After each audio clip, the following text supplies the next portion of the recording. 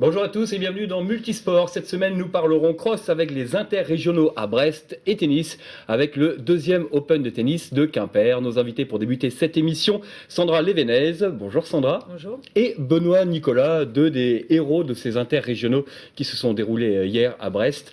Mais déjà, dans quel état on se trouve après avoir couru un cross comme ça le dimanche après-midi pour les 12 titres champions de Bretagne, hein, vous deux, je crois, c'est ça? C'est ça, ouais. Comment on se sent le lendemain? Tout est déjà effacé, tout est déjà digéré, la course, les émotions? Non, non. Moi aujourd'hui, déjà la nuit a été un peu courte. On Ouais. refait la course plusieurs fois dans sa tête.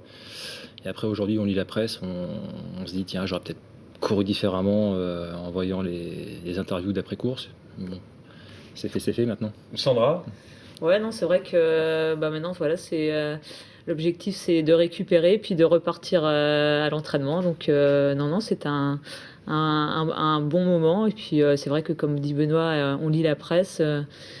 C'est pas désagréable, honnêtement. Donc voilà, ça fait partie des moments sympas. Mais voilà, dès demain, on se remet au travail. Ludovic Jean, qui a tourné le sujet pour TBO, était très surpris à votre arrivée de votre fraîcheur, de votre disponibilité et de votre facilité à répondre aussi rapidement aux questions en étant très très lucide. Ouais. C'est quoi? C'est l'expérience et De toute façon, on est entraîné, donc c'est vrai que généralement, il nous faut une minute pour récupérer. Après, c'est bon, on est en état. Mais après, si on nous prend dans les 15 secondes qui suivent, on est encore en train, les mains sur les genoux, c'est Ouais. pas possible, quoi. Sandra, c'est Ouais. l'expérience aussi? Oui, c'est vrai qu'il y a de ça. Puis il y a aussi, il y avait, on va dire, il y a l'effet podium, donc qui, on va dire, qui aide aussi à bien récupérer et on va dire à se rendre disponible. Donc ouais, non, c'est un mélange de tout ça, ouais. Alors avant de parler de ces interrégionaux, on va revenir sur le cross de Bretagne qui s'est déroulé, c'était quoi, il y a une quinzaine de jours? 2 semaines, ouais. 2 semaines. Alors, scénario un petit peu différent. Alors, Sandra, on commence avec toi. On voit les trois personnes qui étaient sur le podium hier, déjà dans cette course, il y a 15 jours. Alors, l'ordre n'était pas tout à fait le même, puisque c'est Asnat Aboussi qui a fini par s'imposer lors de ce cross de Bretagne. Toi, au niveau de la préparation, tu étais un petit peu moins fraîche. Tu avais suivi une préparation en Espagne, c'est ça, avant d'arriver pour ce cross de Bretagne? Ouais, c'est vrai que quand je revois ces images, ça me fait encore un peu mal aux jambes. Donc non, c'est vrai que je manquais sincèrement de fraîcheur, mais ceci dit, c'est entièrement de ma faute. Après, voilà, une course reste une course et je l'ai peut-être pas abordée assez, on va dire, assez humblement. Donc Alors, j'ai été sanctionnée. on voit Benoît là, qui a déposé Stéphane Lefranc qui s'empare du drapeau breton. Benoît, tu étais en stage aussi, toi, mais tu étais bien. J'étais pas très bien la semaine d'avant, donc Ouais. moi j'avais pris l'option de couper un petit peu plus par Ouais. rapport à Sandra qui a travaillé jusqu'au vendredi. Par contre, j'étais pas très bien non plus, je manquais de fraîcheur. Et bon, je l'ai fait un peu plus à l'expérience. J'ai pris moins de risques, on va dire. Voilà. Tu avais fait une remontée Ouais. assez extraordinaire, parce que Stéphane Lefranc était parti comme une balle. Lui, il a vraiment mené la course quasiment tout le long. Et Ouais. tu as joué le rôle Moi, je suis parti à mon rythme. Je n'ai pas essayé de partir en sur-régime. De toute façon, il y a quand même 10 km à faire. Il y a des côtes, il y a des descentes. Et Stéphane, bon, je le connais un peu. Hein, il a l'habitude de partir très vite. C'est pas la première fois qu'il fait ce genre de course. Bon, après, c'est vrai que quand je suis derrière comme ça, que c'est moi qui ai repris l'ascendant dans la course, parce qu'à partir du moment où je reprenais des secondes, ça voulait dire que je courais plus vite que lui. Et puis lui, il voulait pas arriver au sprint avec moi. Donc voilà, il n'a pas pris la bonne option. Un petit mot, comment ça se passe? Alors, bon, on le voit, là, 15 jours d'intervalle, on retrouve les trois mêmes personnes sur le podium, pas forcément dans le même ordre. Là, on retrouve Stéphane et toi. Vous connaissez par cœur la façon de courir. Comment ça se passe? Est-ce qu'on peut encore essayer d'impressionner son adversaire, de mentir sur son état de forme pendant la course? Comment ça se passe entre vous? Ouais, après mentir sur son état de forme, je crois qu'en course à pied, c'est quand même assez difficile. Et puis en plus, c'est vrai qu'il y a ce qui change à chaque fois, c'est le terrain sur lequel on évolue. Donc non, c'est assez difficile on va dire de se cacher, même s'il y a de l'aspect tactique effectivement. Mais voilà, après, je pense que en course à pied, très vite, ce sont les plus forts, les plus frais qui se retrouvent devant. Ouais. Benoît, on t'avait vu lors du Bretagne justement faire quelques petits gestes pour haranguer le public, dire je vais le rattraper, je vais l'avoir. Ça fait partie un peu de l'intox aussi? Non, moi j'aime bien provoquer un peu l'ambiance. Donc quand ça commence à hurler, généralement j'arrive à sortir un peu de ma bulle, puis à à pousser un peu plus. Et bon, c'est un truc que j'aime bien faire. Ouais. Hier, j'ai essayé de le refaire un petit peu, mais 100 mètres plus loin, il n'y avait plus personne. Donc, Ça fait le spectacle aussi. un petit peu, ouais. Les championnats du monde de sport adaptés, on va voir des images tout de suite, ils avaient lieu en même temps justement que ces interrégionaux. Les Polonais Cork et Meloc ont été sacrés champions du monde de cross long le dimanche. La veille, le samedi donc, ils avaient déjà décroché l'or sur le cross-court. C'est une belle réussite pour toute l'équipe de Joël Renaud qu'on avait reçu ici dans Multisport également pour annoncer cet événement. Vous voyez le vainqueur là, ils ont couru également la course avec les juniors. Il s'est donc imposé les deux Polonais Cork et Meloc. Vous avez eu le temps d'assister à la course, non? Non, parce qu'on était en train de se préparer. En train de se préparer. Ouais. Avant de voir les images de la course, un petit mot sur les conditions météo, l'état du terrain. Vas-y, Sandra. Sandra? Ouais, l'état du terrain, on va dire qu'il était un petit peu, on va dire surprenant dans le sens où le dégel a fait que il y a eu, ça a tourné on va dire en terrain relativement boueux. Ouais. Même si, on va dire pour un Breton, ça nous fait pas peur. Donc non, c'était un beau terrain. On n'a jamais eu le loisir d'y évoluer, donc c'est chose faite. Et puis avec une excellente organisation de l'Iroise Adley. Vous avez eu l'occasion d'aller en reconnaissance justement? Ouais. J'avais reconnu le parcours le vendredi et le samedi. Le samedi, le sol était dur, c'était roulant. Puis le dimanche, comme nous on est passé après la course des femmes, c'était plus le même terrain du tout et c'était devenu vraiment très glissant. On va voir tout de suite justement la course des femmes avec toi, Sandra. Alors là, on voit sur la ligne de départ, celle qui t'avait battu justement au Bretagne, Asna Taboussi. Petite discussion avec. On peut commenter les images. Oui, bien sûr. Effectivement, là, c'est Marc, vétéran de notre club, qui était venu m'avertir sur la, on va dire, la dangerosité des virages où ça glissait beaucoup. Donc voilà, quoi, un aspect tactique. Alors d'entrée de jeu, toutes les trois, vous vous détachez du reste du peloton, et toi, tu mènes la course. Là, tu as l'air quand même vraiment très à l'aise. Ouais, c'est vrai que je me suis pas posé de questions. Je suis partie dès le coup de pistolet et c'était assez confortable pour choisir ses trajectoires justement sur ce terrain rendu glissant. Donc ça me convenait parfaitement et vu que les jambes répondaient, surtout les jambes répondaient. On voit l'écart, voilà. Déjà creusé très très vite et puis le fameux Guanadu disponible à l'arrivée. Ouais, bah ça c'est un jeu maintenant de prendre le drapeau comme ça. C'est un petit clin d'œil sympa, quoi. Un mot sur les gens autour derrière les barrières, public très très nombreux et puis très supporters. Bah, c'est vrai que pour un championnat interrégional, effectivement, avoir tant que ça de monde, c'était comme un championnat, on va dire, régional, au niveau de l'affluence et du public. Donc non, c'était vraiment un plaisir, quoi. Alors on voit la deuxième, Taboussi, et puis la troisième, la Pimpolaise, Noémie Claessens. Victoire facile, Sandra, on peut dire ça ou... Ouais, victoire, on va dire une victoire. Après, facile, pas forcément, parce que je me suis quand même bien appliquée. Maintenant, il y a encore beaucoup de travail, mais non, c'était une victoire, on va dire, confortable dans le sens où j'ai creusé l'écart d'emblée. Donc, par rapport à ça, j'ai pu mener ma course, on va dire, à ma main. Il y avait une petite revanche par rapport aux Bretagnes? Je voulais pas parler de revanche, mais c'est vrai que le fait que le résultat soit inversé, finalement, on peut considérer les choses comme ça. Mais après, même si ce que j'ai perdu au Championnat de Bretagne, ça se récupère pas. Mais voilà, c'était bien de montrer que qu'au Championnat de Bretagne, c'était pas un jour, on va dire tout à fait normal non plus, quoi. Le Bretagne, ça reste un truc très symbolique et très important, peut-être plus important même que les interrégionaux. Ouais, au final, je suis capable de dire que j'ai 7 titres de championne de Bretagne, mais je suis incapable de dire combien de fois j'ai gagné championne interrégional. Donc voilà, c'est un petit indice sur le fait que c'est très important. On va tout de suite, Ludovic Jean s'est pointé à la ligne d'arrivée, interviewé notamment Asna Taboussi, deuxième. Le parcours est boueux et ça glisse tout le temps, donc c'est un peu chiant, quoi. J'ai fait un footing, quoi. Voilà. On a senti que Sandra était revancharde quand même, elle est partie très fort. Oui, c'est très bien. J'ai une revanche au championnat de France et puis voilà. On te sent déçu quand même?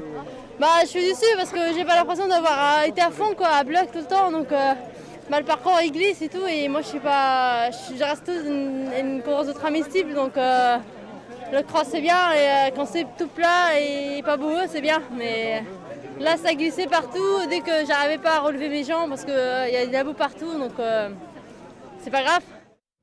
Voilà, c'est pas grave, mais un petit peu déçu quand même. On a l'impression que ça lui reste en travers de la gorge un petit peu. Oui, bah forcément, c'est vrai que quand on est la championne de Bretagne en titre, on a à cœur après 2 semaines après de détraîner ce nouveau titre et effectivement, je peux comprendre sa déception. Ouais. Et prochain rendez-vous, c'est rendez-vous aux nationaux. Effectivement, rendez-vous donc dans 3 semaines au Championnat de Roche-sur-Yon. France à La Roche-sur-Yon. Ouais. Tu seras présente sur la ligne de départ. Ouais, bien sûr.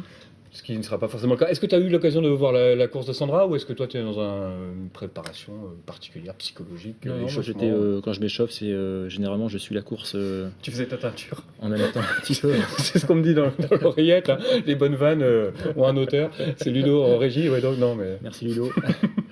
Non, bah, je m'échauffe en même temps que la course des femmes généralement. Ça me permet de me mettre déjà dans l'ambiance et puis de suivre un petit peu l'évolution de la course. Donc j'ai pu voir que la course de Sandra qui était... Content pour Sandra? Ouais, si, ouais, bah, Sandra, c'est à protéger. Hein. J'ai tout appris. Non, mais c'est une Finistérienne, j'aime bien sa façon de faire, tout ça, donc... Alors, juste un mot sur cette teinture. C'est pas comme ça, tu as décidé de changer de coupe de cheveux de but en blanc. C'est un pari que tu avais fait avant le Bretagne, c'est ça? Voilà, j'avais dit à Thibaut Lecras, qui est un copain de club, que si je gagnais les Bretagnes, je faisais une teinture blonde. Tu vas gagner. J'étais quasiment sûr de perdre, et puis Ouais. finalement, j'ai gagné. Donc, Et un pari, ça se tient. Tu l'as ça tenu. se tient, voilà. Alors on va voir justement ta course, hein, entre autres, on va pas que la tienne, celle de Mokhtar Benari également, des images toujours très impressionnantes, celle du départ, et celui qui sera le vainqueur à l'arrivée se place d'entrée de jeu hein, en tête de peloton. Ouais, il est parti en fait assez vite sur les 300 premiers mètres. En fait, là où il nous a bien eu, c'est que il m'avait dit qu'il commencerait la course au 4e kilomètre, et puis en fait, il a attaqué au premier kilomètre. Donc déjà, ça m'a un peu déstabilisé. Alors c'est Stéphane Lefranc qui mène le bal. Hein. Voilà, puis après, je sais pas, je me suis demandé s'ils n'avaient pas monté un plan à deux, parce que les deux étaient dans le même club l'an passé, enfin il y a 2 ans. C'est des bons copains d'entraînement, ils s'entraînent l'hiver ensemble, et puis à un moment ils sont échappés, il y en a un qui s'est remis derrière moi, je comprenais pas trop ce qu'il faisait, et puis moi je suis resté en chasse-patate derrière, j'étais pas dans un très grand jour. Voilà, j'ai essayé de faire ce que je pouvais. Et là, on voit l'arrivée. Alors, on voit que tu vas sauter Stéphane Lefranc, hein, juste à quoi 5 mètres de la ligne. Voilà, c'est ça, ouais. Donc ça n'a pas trop plu d'ailleurs. Ça n'a pas trop fait marrer, évidemment, que tu as été derrière lui pendant toute la course. Et là, juste quasiment sur la ligne d'arrivée, c'est quoi là? C'est l'énergie du désespoir des derniers mètres? Ouais, quand on arrive dans les 500 derniers mètres, généralement on est porté par le public, puis on trouve toujours des ressources. Hein. Plus vite on arrive, mieux c'est. Donc moi j'ai pas envie de rester trop longtemps dans la course, à faire un dernier 500 en 1 minute 40. Donc, Qu'est-ce qu'il te dit là? À l'arrivée, il met la main sur l'épaule, on le voit. Et... ouais, il m'a dit enfoiré, il m'a dit. il m'a dit texto comme ça. Tu m'as vu. On retourne justement sur la ligne d'arrivée, écoutez notamment sa réaction. Voilà. Connaissant le public breton, comment il supporte ses athlètes, et entre autres Benoît Nicolas qui était dans son jardin ici. Mais l'expérience a primé un peu, et puis la gestion de course aussi. Vous avez pris les choses en main tout de suite, hein?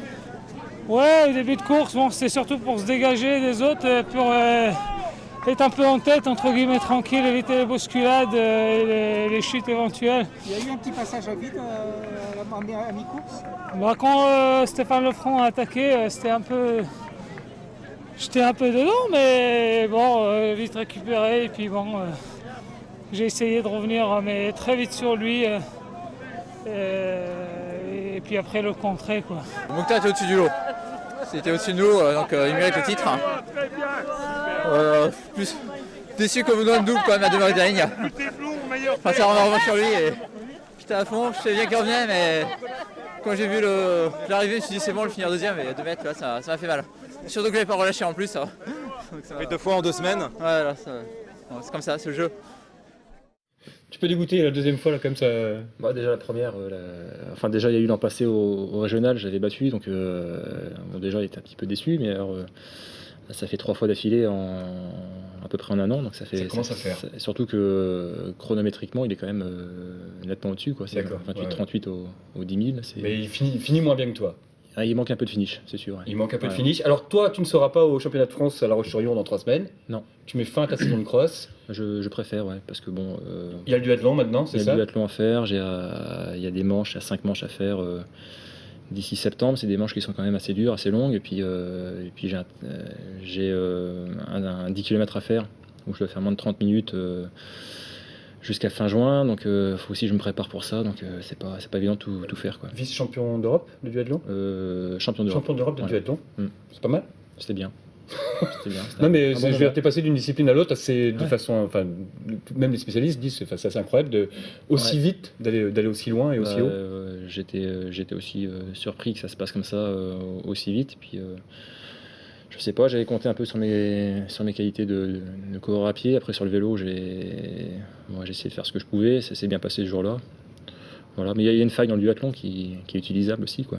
Donc voilà. Toi, ça marche pas mal aussi. Ouais, bah, on se fait plaisir, hein, non. C'est vrai que tous les deux, on connaît une petite réussite insolente dans le sens où on est, on va dire, nouveau dans la discipline, Voilà, c'est et ça. puis on a réussi à apprivoiser, dompter l'épreuve, donc c'est sympa, quoi. Prochain rendez-vous, la date, le prochain duathlon, c'est Pour moi, c'est le 25 mars, et Sandra aussi. C'est à Issy-les-Moulineaux. C'est la première manche de Coupe de France. et dans 3 semaines les championnats de France de cross à La Roche-sur-Yon. Alors merci à tous les deux, je suis content parce que j'ai bien prononcé Sandra Lévenez pendant toute l'émission, parce qu'il y a 15 jours j'avais savonné la planche pendant quasiment toute l'émission. Apparemment on me l'avait raconté sur Facebook, j'avais dit Sandra Lévenez, donc toutes mes excuses, maintenant Merci. tu es là, Sandra Lévenez, Benoît, Nicolas. Merci à tous les deux, bonne chance pour la suite. On va regarder tout de suite ce qui s'est passé pendant cette Open de Quimper pendant toute la semaine. Ludovic Jean nous a préparé un petit résumé justement des différents événements de la semaine. Un petit tour et puis s'en va. Les finalistes de l'an passé, les Français David Guez et Kenny De Schepper, ne garderont pas un très bon souvenir de cette deuxième édition de l'Open de Quimper. Écarté des terrains pendant près d'1 an et demi, l'ancien numéro 12 mondial Paul-Henri Mathieu, encore loin de son meilleur niveau, va connaître la même mésaventure dès son entrée en lice. Une défaite en 3-7 face à un certain Evgeny Donskoy, 148e à l'ATP, qui fera parler de lui tout au long de cette semaine quimpéroise. Véritable coupeur de tête d'affiche, Donskoy va tour à tour faire plier Mathieu, Clément puis Jiquel avant de plier en demi-finale face à Malek Jaziri. Numéro 122 à l'ATP, le Tunisien a dû batailler ferme pour se défaire en 3-7 du jeune espoir russe et décrocher ainsi son ticket pour la finale. Dans l'autre moitié du tableau, Roger-Édouard Vasselin, 98e mondial, était annoncé comme le grand favori de ce tournoi. Mais même à la sortie d'une facile victoire face au tenant du titre lors du premier tour, le Français tête de série numéro 1 se montrait pourtant prudent. Tout le monde joue vraiment très bien, donc sur le papier, effectivement, il y a les têtes de série. Moi, je suis tête de série numéro 1, mais je sais que tous mes matchs vont être difficiles. Il va falloir que je sois très performant du début à la fin. Enfin, ça peut même se terminer demain. Donc tous les joueurs se valent, vraiment, il n'y a pas beaucoup de différence sur un match, tout le monde peut battre tout le monde. Après une victoire face à Maxime Teixeira en 8e de finale, Roger Vasselin va en effet mordre la poussière face à l'autre belle surprise de ce tournoi, le néerlandais Igor Sijling. Auteur de 21 aces face aux Français dans ce quart de finale, le Hollandais n'a eu ensuite aucun mal à se défaire de l'Espagnol Bautista Agut. Une demi-finale vite expédiée 6-2, 6-2 qui ne devrait pas laisser trop de traces à l'approche de cette finale. Une finale explosive attendue par tout le public quimpérois. Cette finale, on accueille Mathieu Blesto, co-directeur, alors je vais le dire en entier cette fois-ci, co-directeur de l'Open BNP Paribas, Banque de Bretagne, de tennis de Quimper. Exactement. Voilà, parce qu'il faut Bonjour. saluer les sponsors qui vous aident évidemment Exactement. à proposer un tel plateau. Alors merci déjà d'être venu aujourd'hui parce qu'on voit ça s'est terminé hier. Donc grosse pression pendant une semaine et puis là ça descend un peu, donc c'était pas forcément facile de venir. On te remercie évidemment. Le premier bilan comme ça, à brûle-pourpoint, à chaud, qu'est-ce que tu retires de cette seconde édition ? Le bilan il est plus que positif et ce qu'on retire en premier c'est vraiment le succès populaire, encore une fois cette année encore plus que l'année dernière. Puisque cette année on va dépasser la barre des 10 000 spectateurs, entre 10 et 12 000 spectateurs. Entre 7 000, c'est ça Entre l'an 7 000 dernier l'année dernière, ouais, donc voilà, on avait augmenté la capacité d'accueil. On a encore dû refuser du monde malheureusement en finale cette année, on a eu trop de monde. Donc voilà, ça c'est la première satisfaction, c'est que les gens soient intéressés par notre événement. Alors pour parler du sportif, on va regarder les images de la finale justement. La finale Igor Sijling face au Tunisien Malek Jaziri. Alors ça va être une finale assez expéditive, hein. Alors deux joueurs joueurs pas forcément les plus connus évidemment au départ du tournoi. Le vainqueur est même un invité de dernière minute, parce qu'il aurait dû normalement passer par les qualifs en fait, et puis bon, il s'est retrouvé que grâce à des gens qui sont pas venus, qui sont blessés, il a pu rentrer directement dans le tableau. Il n'avait concédé aucun set avant ce match, et là on voit c'est la balle de match, alors qui montre pas vraiment ce qu'a été ce match, parce que c'est l'échange le plus long. Ouais, c'est ça. Hein. C'était un match assez expéditif effectivement. Xi Jinping, c'est un joueur qui sert très fort, qui est très agressif, et ce qui a fait qu'il a fait un très bon tournoi, c'est qu'il a en plus réussi à être très constant et solide. Et à l'arrivée, donc, il s'impose 6-3, 6-4. Il n'aura concédé aucun set dans ce tournoi. 3 têtes de série éliminées, dont la numéro 1, Roger Vasselin. Et c'est sa 7e finale quand même au Néerlandais. Donc, joueur d'expérience malgré tout. Oui, c'est un joueur qui est très solide sur le circuit secondaire. Il a souvent été irrégulier auparavant, et là c'est vrai que s'il continue à être constant comme il a été tout au long de la semaine à Quimper, là il est rentré dans les 150, il pourra très très vite rentrer dans le top 100 en jouant comme ça. Ouais. Et il partait à Rotterdam, je crois. Après, il avait même réclamé avant la finale qu'elle soit avancée un peu. Et puis en fait, il a joué tellement vite, entre guillemets, que... Il a réussi à avoir son avion quand même. Ouais. Voilà. Alors la finale était retransmise sur les chaînes bretonnes, TBO, Titélé et TVRN. On va retrouver entre autres Arnaud Benchetrit pour les interviews justement du vainqueur de ce tournoi.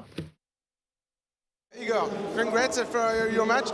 So, one was about Malek. I mean, he's played a great tournament, reaching the final. I think he's in top 100 now. He's had a great year in 2011 and starting off good now. I mean, I didn't know what to expect, but he's playing a good level and I'm playing a good level, tough match. Voilà, Igor qui dit que évidemment son adversaire du jour joue un très bon tennis comme lui, que tous les deux ont fait un très très bon match, mais que lui en ce moment est en une très bonne forme, ce qui lui a permis de gagner aujourd'hui. Malek, la marche était un peu trop haute aujourd'hui parce que Igor Sijsling a tout simplement rien raté. Il a joué à un très grand niveau aujourd'hui, il n'a pas fait beaucoup de fautes, il m'a pas donné beaucoup de chance aujourd'hui, il a super bien servi, super bien retourné. Service aussi, j'avais un petit peu mal au bras, moi aujourd'hui j'avais le bras un petit peu lourd, tout ça, toute la semaine, mais j'ai essayé de servir comme j'aurais pu aujourd'hui, mais il a fait un super match aujourd'hui, je le félicite et j'aurais aimé gagner aujourd'hui, mais bon, j'ai fait mon maximum, je suis un petit peu aussi physiquement un petit peu fatigué avec tous les matchs que j'ai fait. La demi-finale d'hier. Ouais, c'est clair, c'était un match 2h15 ou 2h30 de match, c'était un match très très dur. Bon, j'ai essayé de récupérer comme j'ai pu, mais bon, il a fait un grand match, bravo. Alors Mathieu, on va revenir avec toi sur le parcours des Français. Il y avait quelques noms très très connus. Je pense évidemment à Arnaud Clément, il y avait également Marc Jiquel, Paul-Henri Mathieu qui revenait de blessure, Christophe Roger Vasselin, Serra. Le fait que les joueurs français aient été éliminés relativement tôt dans le tournoi, ça vous a handicapé, Comment ça s'est passé? Alors, j'imagine quand on a des belles têtes d'affiche comme ça, on se dit bon, on espère qu'elles aillent au bout. Ouais, bien sûr, c'est toujours pour le public, c'est toujours plus sympa que des gros noms comme Paul-Henri Mathieu, Arnaud Clément aillent le plus loin possible dans le tournoi. Après, ça nous a pas handicapé parce qu'on a fait le plein quasiment toute la semaine à partir du mardi. Donc, au niveau de l'affluence, ça n'a pas changé grand-chose. Je me demande même comment on aurait fait si on avait eu un Clément ou un Paul-Henri Mathieu en finale, parce que là, ça aurait été vraiment la cohue. Donc voilà, c'est toujours dommage, mais bon, ça fait partie du sport. Donc voilà, l'année prochaine, il y aura d'autres Français, il y aura d'autres têtes d'affiche, et puis voilà, on en aura peut-être un en finale l'année prochaine. Alors on va voir des images de la finale du double, qui là a été également une vraie surprise, parce que c'est, j'allais dire, deux gamins, c'est pas péjoratif, deux jeunes Français, Pierre-Hugues Herbert, 21 ans, Maxime Texera, 23 ans, quand je dis deux gamins, vous voyez, qui ont remporté donc ce double face à la paire de double tête de série numéro 1, Brown-Marais. Alors eux, c'est la première fois qu'ils jouaient tous les deux ensemble, les deux petits Français. Les deux autres, c'est une paire qui tourne pas mal sur le circuit. Et là, c'est une vraie surprise aussi. Ouais, mais bon, Texera, c'est un joueur qui a joué Roger Federer à Roland-Garros cette année. Et Pierre-Hugues Herbert, c'est un très jeune joueur aussi qui était déjà venu l'année dernière en qualif et qui est très prometteur. Donc voilà, c'est deux noms qu'on devrait retrouver dans les années à venir du côté des joueurs français. Qu'est-ce que vous leur remettez là? Un œuf de Pâques? Voilà, c'est les faïenceries Henriot qui nous ont confectionné ces trophées cette année. Voilà, donc c'est un de nos partenaires. Un mot sur ce double, enfin sur le double, le tournoi double. Comment ça s'est passé? Pareil, ça s'est bien déroulé. Les gens vont le voir aussi. Ouais, le double, il y a un tableau de simple et un tableau de double dans les tournois Challenger. C'est aussi très attractif pour le public parce que c'est vrai que les gens à la télé ont moins l'habitude de voir du double et c'est très spectaculaire le double. Donc en général, les spectateurs ont plaisir à venir voir jouer les joueurs de double. Alors on a parlé effectivement de la satisfaction des spectateurs. Apparemment, d'après ce qu'on a pu lire dans la presse au quotidien, les joueurs sont plutôt très contents de l'accueil, ce qui vous fait, j'imagine, marquer des points pour les années à venir, accueillir de nouveaux champions. Évidemment, avec toute l'équipe, on essaye vraiment de les chouchouter, de leur proposer beaucoup de choses. Et c'est vrai que les joueurs se connaissent tous, parlent entre eux. Et donc c'est vrai aussi que le retour est excellent de la part des joueurs. C'est aussi pour ça, en partie, qu'on a réussi à attirer cette année un plateau aussi relevé, aussi qualitatif. Donc voilà, on va continuer sur cette lancée-là. Et puis là, maintenant, le Challenger de Quimper rentre petit à petit dans le calendrier international. Les habitudes s'instaurent et on fidélise, on essaie de fidéliser au maximum les joueurs. Donc il y aura une 3e édition. Bien sûr. Évidemment. Et je le rappelle, la finale a été diffusée également donc sur TBO dimanche après-midi. TBO, Titélé et Téléren. Merci d'être venu, d'avoir fait alors la courte distance, mais quand on est fatigué, ça peut paraître un peu long. Brest-Quimper. Rendez-vous évidemment l'année prochaine. Merci à Ludovic Jean, Pierre Mangot qui ont préparé cette émission. Dans Tous au stade, l'émission cette semaine, notre invité sera Alex Dupont. Bon début de semaine à tous sur TBO.